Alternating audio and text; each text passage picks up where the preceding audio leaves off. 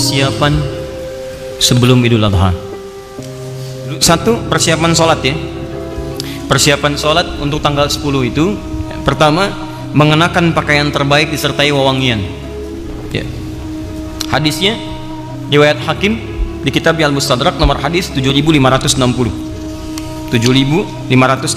langsung dari cucunya Nabi SAW, Al-Hasan ya. Beliau menyampaikan, qala haddatsana qala amarana Rasulullah sallallahu alaihi wasallam fil 'idaini an nalbasa ajwada ma najid wa an natatayyaba bi ajwada ma najid wa an nudhhiya bi asmana ma najid. Fokus. Telah memerintahkan kepada kami datuk kami Rasulullah sallallahu alaihi wasallam, kakek kami Rasulullah sallallahu alaihi wasallam, di setiap 2 hari raya, di Idul Fitri, Idul Adha. Apa perintahnya? Ada yang umum, ada yang khusus untuk Idul Adha saja. Di antara yang umum, annal basa ajwada ma najid, untuk mengenakan pakaian terbaik yang kami bisa dapati. Yuk buka, kalau mau siapkan dari sekarang. Itu sunnah, ingat sunnah. Dan sunnah untuk Idul Adha, ingat 10 hari pertama pahalanya senilai jihad fisabilillah. Antum pakai pakaian bagus Idul Fitri ada pahala, tapi ketika Idul Adha masuk kategori hadis tadi. Bukan cuma dapat pahala biasa, bisa senilai jihad tuh. Cari pakaian terbaik. Kalau bisa ikhtiar dari hari ini, bismillah. Ya, tidak harus mahal, yang paling halal. Yang paling halal. Cari yang terbaik, yang paling halal. Bismillah, dapati itu. Kenakan. Wa anna tatayyaba bi ajwada ma najid, kenakan wewangian parfum untuk laki-laki. Sunnah. Kalau ingin bertambah lebih, saat mau salat bawa lagi parfumnya. Di Timur Tengah itu biasa. Ya, sampaikan. Dan niat ikhlas dibagi. Ya, sampaikan, pakai, tebarkan lagi, pakai. Setahun sekali pahalanya tinggi. Kemudian, nah ini dia, wa an nudhhiya bi asmana ma najid. Dan Rasulullah SAW memerintahkan pada kami untuk menyembelih berkorban dengan yang terbaik yang mampu kami dapatkan. Caranya begini, ya. Anda punya anggaran berapa? Misal, saya punya anggaran 3 juta. Dari yang 3 juta itu cari yang paling bagus hewan kurbannya. Nanti ada ikhtilaf dari kalangan ulama. Ada yang mengatakan domba, ada yang mengatakan sapi, macam-macam. Yang poin yang paling penting dari yang banyak manfaatnya, ya, ada kadang daging manfaatnya.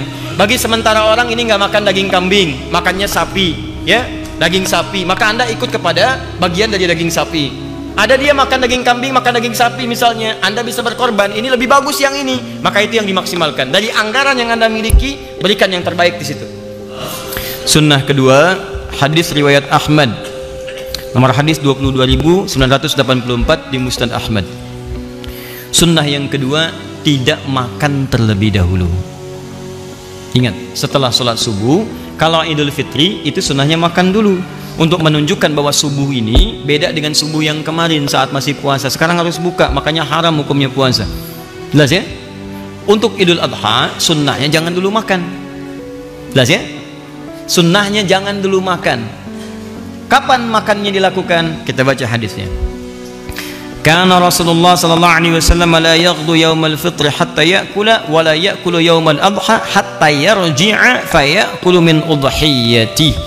Adalah kebiasaan Rasulullah sallallahu alaihi wasallam, beliau makan dahulu saat akan menunaikan Idul Fitri. Ba'da subuh makan, berangkat Idul Fitri. Tapi saat Idul Adha beliau tidak makan terlebih dahulu hatta yarji'a. Hatta yarji'a. Lihat sini. Hatta harful ghayah, menunjuk pada tujuan, ghayatun. Ya. Misal, ana urid adhhab ila Jakarta hatta al-Istiqlal. Saya pengen pergi ke Jakarta sampai ke Istiqlal. Tujuan paling akhirnya Istiqlal. Jadi kalau sudah ada hatta, ini menunjukkan sampai ke tujuan. Ya. Sampai pulang, tujuannya ke pulang dari sholat Id. Jadi kalau sudah selesai sholat, mendengarkan khutbah Idul Adha, Anda pulang. Nah, baru sunnahnya Anda makan. Tapi ingat, yang paling menarik adalah dalam kalimat pulang itu diikutkan fi'il mudhari nih. Ini yang paling indah. Ada ya di depan kata kerja aslinya. Yarji'a, hatta yarji'a. Ya ini menunjukkan 3 makna, 3 arti. Kalau dalam bahasa Inggris, present, continuous, dan future. Ya. Sekarang, kini, terus berlangsung, continuous, terus, atau future yang akan datang. Kalau diartikan konteks ini sampai pulang, bisa diartikan sampai pulang itu dalam konteks pakai ya ini sekarang sedang pulang. Maksudnya belum sampai rumah nih. Ya, di perjalanan misalnya Anda lapar. Kalau yang penting sudah meninggalkan tempat, di jalan Anda lapar, silakan makan. Kalau Anda sholatnya dekat rumah, komplek Al Ihsan ini, PTM, PJS, kemudian Greenview, sholatnya di lapangan depan sini. Begitu selesai nyampe rumahnya dekat. Tapi kalau antum dari Bekasi sholatnya di Istiqlal, ya belum tentu cepat nyampe rumah. Di jalan misalnya sudah terasa lapar, ya boleh antum makan di jalan, tidak ada masalah. Tidak ada masalah, silakan. Ya, jadi tidak apa-apa bekal misalnya di mobil, kemudian jangan makan dulu sampai selesai sholatnya, dengarkan khutbah idnya, pulang misalnya di jalan sudah mulai terasa. Ya, apalagi misalnya buka siaran radio, status sudah mulai muncul, gambar-gambar bertebaran, sedang makan ketupat, ya, dan sebagainya. Sementara Anda belum nyampe rumah. Ya, miss call sudah banyak, status sudah dibuat. Ketupat hari ini rasanya begitu pahat, ya kan? Antum belum makan, merasa nggak enak. Jangan tunggu sampai kemudian nyampe rumah. Boleh sekarang, silahkan nikmati. Yang penting status pulang. Udah selesai. Adapun sunnah Nabi kalau bisa dilakukan, ya hatta yarji'a fayakulu min udhiyatihi, sampai pulang ke tempat tujuan, kemudian yang pertama beliau makan adalah hasil sembelihannya. Hasil sembelihan. Jadi kalau mau makan yang lebih sunnah lagi, pertama kali dicicipi adalah daging hewan kurban yang telah kemudian disembelih dan telah dimasak terlebih dahulu. Ya. Makanya nanti kenapa disebut udhiyah dari kata duha? Kalau bisa waktu duha itu, mohon izin teman-teman, itu sudah menyembelih. Nanti kita akan lihat bedanya Idul Fitri dengan Idul Adha. Kalau Idul Fitri agak longgar sholatnya, jam 7 boleh, karena orang berangkat tuh ada yang makan dulu. Tapi kalau sholat Idul Adha jangan kelamaan, syuruk tuh udah dimulai sholat. Ya, jadi begitu naik masyrik, lewat satu tombak udah lewat. Ya, kalau sekarang udah 6 lewat 2 menit, 6 lewat 2 menit, boleh geser dikit 6.15 misalnya. Sunnahnya tuh langsung sholat mulai, sehingga setengah 7 udah bisa motong. Dari motong ini ada sebagian yang dimasak dan sebagainya, kemudian Anda bisa nikmati. Kenapa disebut udhiyah? Disembeli di waktu duha. Di awal duha itu kalau bisa nyembeli. Jelas ya? Jangan terlampau lama. Anda kerjakan Idul Adha misalnya sholatnya jam 7, itu kelamaan. Nah, itu sunnah. Ya, awas hati-hati, kelihatan sederhana tapi penting. Kemudian minas sunnati an takhruja ila al-'idi masyiya, termasuk sunnah berangkat ke tempat ini dengan berjalan. Berjalan. An Ibnu Umar annahu kana yakhruju fil 'idaini min al-masjid fayukabbiru hatta ya'ti al-musalla. Berjalan sambil takbir. Sunnah. Bertakbiran. Bahkan masuk nanti hari Ahad, ya tanggal 1 sampai ke tanggal 10 itu boleh bertakbir. Kalau Idul Fitri itu nanti di akhir-akhir dia Ramadan. Begitu sudah selesai akhir Ramadan, maghrib datang, kemudian muncul awal Syawal, Anda bertakbir. Tapi kalau Idul Adha Anda bisa mulai dari tanggal 1 Dzulhijjah. Allahu Akbar, Allah, untuk diri pribadi boleh. Ya, tapi kalau Anda ingin berjamaah macam-macam, ingin lebih keras lagi, silahkan. Kapan waktunya? Saat Anda mulai berangkat itu di awal-awal Idul Adha, setelah salat subuh, boleh silahkan. Ke tempat salat boleh. Itu sunnah. Karena Nabi sallallahu alaihi wasallam idza kharaja ila al-'idaini raja'a fi ghairi tariq alladhi kharaja fi. Pulang ngambil jalan berbeda. Misalnya jalan ini dari sini, pulangnya lewat jalan yang lain. Apa faedahnya? Pertama, supaya kalimat takbir menyebar. Semua orang mendapatkan bagiannya. Yang kedua, bagian dari silaturahim. Begitu melewati rumah berbeda. Ya, bisa bermusafahah, bisa menyebarkan kebaikan dan sebagainya. Bahkan mungkin tetangga Anda non muslim lewat, tebarkan kebahagiaan. Sampaikan, ya, ajak, ada risalah di dalamnya. Allahu Akbar lewat, salami dia walaupun dengan senyuman, berangkat lagi dan seterusnya. Itu dakwah. Jika memang ada alternatif untuk jalan yang berbeda. Kalau jalannya buntu, jangan maksa. Penunaian sholat dilangsungkan di awal waktu, di waktu yang luas dari proses penyembelihan hewan kurban. Jadi tolong dilakukan ya. Dari Jundub Inda Ahmad Ibn Hasan al-Banna fi kitab al-Adhahi qala kana an-nabiy sallallahu alaihi wasallam yusalli bina yaum al-fitri wasyamsu ala qaidi ramhin wal adha ala qaidi ramhin. Nabi itu kebiasaannya mengimami kami kalau Idul Fitri 2 tombak. Tadi ada jeda. Kalau Idul Adha matahari 1 tombak. 1 tombak itu ukuran salat syuruk. Sekarang jam 6 lewat 2 sudah syuruk. Apa itu syuruk? Matahari melewati masyrik. Apa itu masyrik? Tempat terbit. Di begitu terbit, di posisi terbitnya terlarang ibadah. Begitu lewat dari situ, pergeserannya disebut dengan isyraq. Posisinya disebut dengan syuruk. Kalau sudah syuruk, nah itu masuk awal duha. Nabi biasa mengimami di awal duha. Sunnah Nabi Anda kerjakan persis seperti itu, pahala buat Anda. Jelas ya?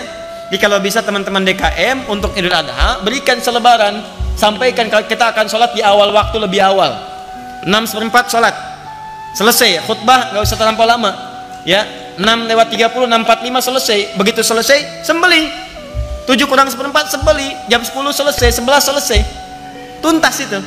Bahkan hewan pertama sembelih sudah selesai, masak dan sebagainya, bisa makan lebih awal. Sunnah Nabi ya. Kelihatan sederhana tapi ini penting, dan ini akan berdampak pada bagian-bagian yang lainnya. Dilangsungkan di tempat luas dan terbuka kecuali ada halangan, lapangan ya, karena yang datang bukan cuma orang sholat. Perempuan-perempuan yang haid boleh datang walau dia tidak sholat, maaf ya, walau dia tidak sholat. Kalau nggak punya jilbab, berikan, bantu. Saya bacakan hadisnya. An Nabi Sa'id al-Khudri radhiyallahu ta'ala anhu qala kana Rasulullah sallallahu alaihi wasallam yakhruju yawmal fitri wal adha ila al-musalla fa awwalu shay'in yabda'u bihi salat thumma yansarif fa yaqumu muqabila an-nas wan nasu julusun ala sufufihim fa ya'idhuhum wa yusihim wa ya'muruhum fa in kana yuridu an yaqta'a ba'than qata'ahu aw ya'muru shay'in aw amara bihi thumma yansarif. Pertama, Nabi senantiasa memimpin masyarakat menunaikan salat, itu tidak banyak bertele-tele. Ya, mengumumkan iya salat, berangkat ke musalla. Musalla itu tempat lapangan luas. Kalau ada kendala, hadis berikutnya dari Abu Hurairah, seperti hujan dan sebagainya, diarahkan ke tempat kemudian yang ada naungannya, seperti ke masjid dan sebagainya. Ingat, yang disebut musalla itu tempat luas. Kalau masjidnya lebih luas daripada lapangan, salatnya di masjid. Misal Masjid Nabawi, Masjid Nabi, lebih luas dari lapangan di sana, maka salatnya di masjid. Masjid Al-Haram lebih luas dibandingkan dengan lapangan yang ada, salatnya di situ. Kalau masjid antum tidak menampung jamaah, ya terlebih ada kalangan yang tidak sholat misalnya yang lain, maka lapangan digunakan. Tapi kalau hujan, maka kembali beralih ke masjid. Jelas? Kemudian Nabi melangsungkan khutbah. Kalau ingin memerintahkan, sampaikan perintah. Kalau ingin menegaskan larangan, sampaikan larangan. Tidak bertele-tele. Setelah selesai, beliau tutup dengan salam, kemudian tutup dengan doa. Selesai itu, baru kemudian bergegas untuk menunaikan penyembelihan. Tahan. Memasang sutrah depan imam ya, ingat depan imam sebagai gambaran saf yang tidak boleh dilewati. Itu sudah pernah saya terangkan. Sunnah bersedekah boleh ya, sunnah bersedekah. Jadi kalau ada nanti dalam konteks Idul Adha, sebelum sholat atau setelah sholat Anda ingin edarkan kotak infak, itu boleh, sunnah bersedekah ya. Hadis yang disampaikan dari Ibnu Abbas radhiyallahu taala anhuma ya. Thumma atan nisa wa ma'ahu Bilalun fa amarahunna bis sadaqah fa ja'alatil mar'atu tulqi khursaha wa tulqi sikhabaha. Dalam konteks kemudian beliau berkhutbah ya, ada dalam keadaan tertentu Bilal diperintahkan untuk berputar mengumpulkan sedekah ya, maka ada kemudian yang mengumpulkan dengan antingnya, ada pula memberikan kalungnya. Jadi perempuan-perempuan ada yang sampai bersedekah pada saat itu. Jadi sunnah boleh. Di dalilnya kalau ada yang bertanya kenapa ada yang sebelum sholat lewat pakai kantong, ada yang pakai kotak ya, jalan begini, itu bukan mobil-mobilan tuh ya, jalan geser-geser, bukan begitu. Itu sunnah ya. Jadi dari sekarang siapkan, boleh Anda kemudian isi. Saya agak cepat di bagian yang terakhir. Maaf, penunaian salat Idul Adha tidak diawali dengan adzan maupun iqamah. Jangan terlampau soleh ya. Jadi nanti pas bangun salat nggak usah adzan, nggak usah qomat.